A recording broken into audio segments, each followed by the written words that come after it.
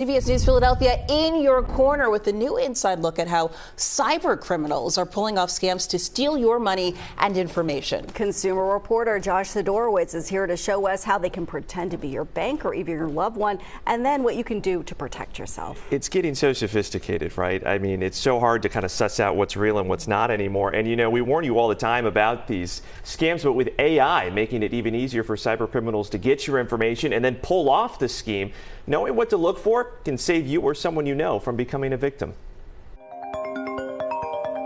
When Will Erstedt answered his phone, I pick up and he said a frantic voice on the other end sounded like his sister's. Then a man claiming to be a police officer took over. We think we're here with one of your relatives. There's been a really bad accident. As the call went on, though, he said he realized it wasn't what it seemed and hung up. But it is just one of the latest examples of how scammers are getting increasingly high-tech to target you. In a newly released PSA campaign, Wells Fargo cybersecurity expert Sarah Gosler says cybercriminals are weaponizing AI to impersonate trusted sources like a loved one or institutions like your bank. Imagine realistic fake voices or videos that perfectly mimic someone you or a company you know. And she says they're scraping your details from your social media, public records, and stolen information from other data breaches to do it. A major source of information is the dark web. Names, addresses, email addresses, passwords, purchase histories.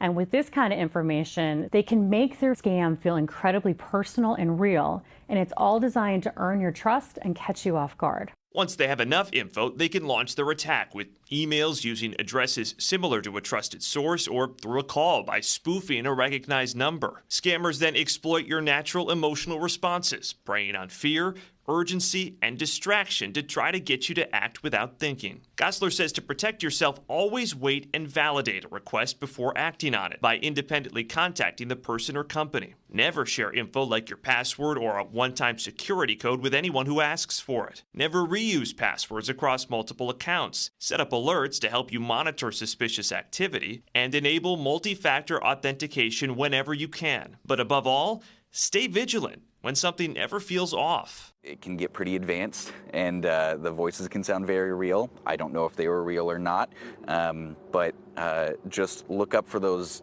little red flags that go up in your head that this situation might not be what they say it is.